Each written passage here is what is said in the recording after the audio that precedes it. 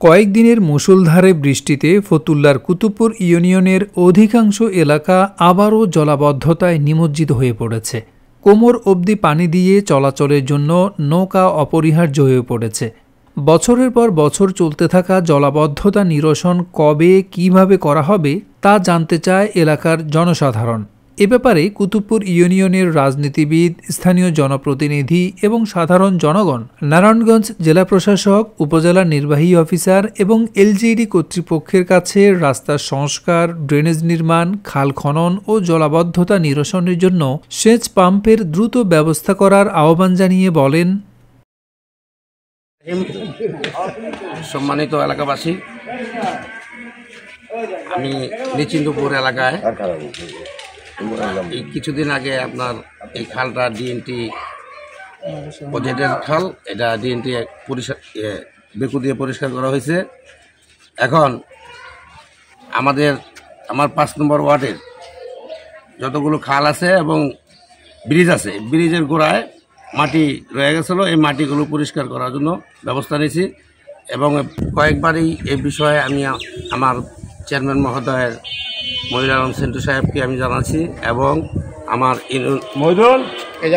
উপজেলা নির্বাহী অফিসার ইউনুস স্যারকেও আমি জানাইছি এবং আমার 5 নম্বর ওয়ার্ডে আমার এই যে খালগুলো পরিষ্কার করে দেওয়ার জন্য আমি ইউনুস স্যারকে মহোদয়কে আমি বহুবার বলা হয়েছে এবং স্যারের সাথে তো আমার এই বিষয়ে আপনারাও কথা বলছেন, সাংবাদিকরাও কথা বলছেন, আমি নিজেও স্যাররা বলছি এবং স্যার আমাদের এই বিষয়ে আমাদের ইউনিয়ন পরিষদে মিটিং করার কথা এবং মেম্বারদেরকে নিয়ে এই বিষয়গুলো আলাপ আলোচনার কথা।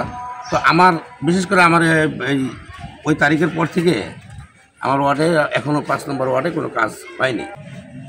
আসলে এই ফতুল্লাবাসী, কুতুবপুরবাসী, আমরা ডিএনডিবাসী দীর্ঘদিন যাবৎ এই জলবদ্ধতার কারণে আমরা অনেক মানুষ বাড়িঘর ছাড়া থাকতে পারতেছে না। আজকে 2-3 দিনের বৃষ্টিতে আপনারা দেখতে পাচ্ছেন প্রত্যেকটা রাস্তা ঘাটে হাঁটুর উপরে পানি হয়ে গেছে। একটি কথা বলতে হয়, বিগত 15 বছর যাবৎ তার আগ থেকে এই ফ্যাসিস্ট সরকার আমাদের যে ডিএনডি বাদলে যে ছিনিমিনি খেলা খেলছে, আমাদের সরকারের থেকে হাজার হাজার কোটি টাকা এখানে তারা বরাদ্দ করেছে, কিন্তু কাজের কিছু হয় নাই। তারা টাকা খেয়ে কোনো কাজই করে নাই।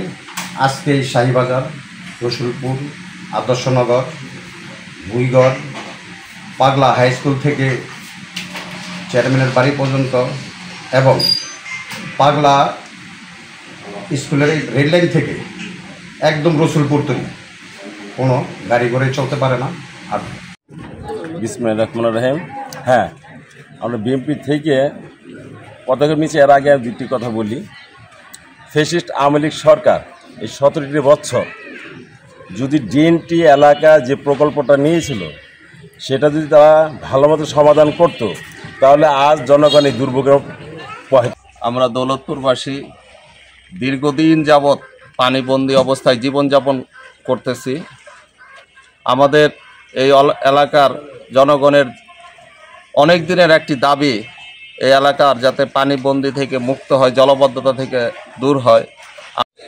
কুতুবপুর ইউনিয়নের আদর্শনগরে দেলপাড়া হইতে মালতাল মেডিকেল পর্যন্ত আদর্শনগরের জলাবদ্ধতা দীর্ঘদিনের এবং শহীদনগর।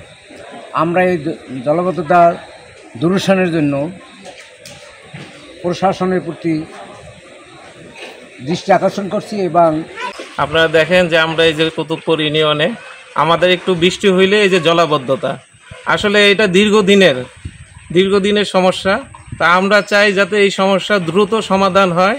এবং বিশেষ করে আমি ধন্যবাদ জানাই এশিয়ান টিভি এবং নারায়ণগঞ্জের প্রথম সারির পত্রিকা যুগের চিন্তাকে। তারা অনেক দিন যাবৎ আমাদের এই জলবদ্ধতা নিয়ে এবং এলাকার বিভিন্ন মাদক সন্ত্রাস নিয়ে তারা নিরলস পরিশ্রম করতেছে। আমরা কুতুবপুর ইউনিয়ন পরিষদের মাননীয় চেয়ারম্যান সাহেব এবং আমাদের প্যানেল চেয়ারম্যান অনামিকা হক, 4 নং ওয়ার্ডের মেম্বার জামান ভাই এবং বাবুল ভাই সহ সবাইকে নিয়ে এবং কিছু ইউনিয়ন পরিষদ থেকে এবং কিছু এলাকাবাসীর বরাদ্দ থেকে আমরা ড্রেনগুলো করেছি। এখন এই ড্রেনগুলো করার পর এখন এমন বৃষ্টি হয়, এমন পানি যে এই রাস্তায় ডুবে যায়, তখন ড্রেনগুলো আর কাজে লাগে না। এই জন্য এখন মূল গোড়ায়, আমাদের সমস্যার মূল গোড়ায় যেতে হবে। সেটা হলো যে ওয়াসকুনি আদর্শনগর, আমাদের পুরো এলাকার চৌরাস্তা থেকে মাতোয়াল মেডিকেল আদর্শনগর থেকে নূর এখান থেকে যাইতে বেলপাড়া পুরো রাস্তায় পানি থাকে, জলবায়ু থাকে সারা বছর, প্রায় 6 মাস এবং আমরা পানিবন্দি থাকি। এখানে বাচ্চারা স্কুলে যাতায়াতের সমস্যা, মসজিদ মাদ্রাসা যে কোনো জায়গায় বাচ্চারা চলাচল করতে পারে না। কেন অসুস্থ হইলে মহিলারা যে হাসপাতাল যাবে সেটা যেতে পারতেছে না। এই আমাদের এখানে কাছে কিন্তু মাতোয়াল মেডিকেল, এখানে মহিলারা গর্ভাবস্থা যায় বা যে কোনো সমস্যার জন্য যায়, ওনাদের যাইতে প্রতিনিয়ত সমস্যা হচ্ছে। এই জনপ্রতিনিধিত্ব ওনারা কিছু করে না, ওনারা করবে করে আর করে না। আমরা অনেক বছর ধরে ভোগ করতেছি, রাস্তাগুলো পাকা হয় না, পানি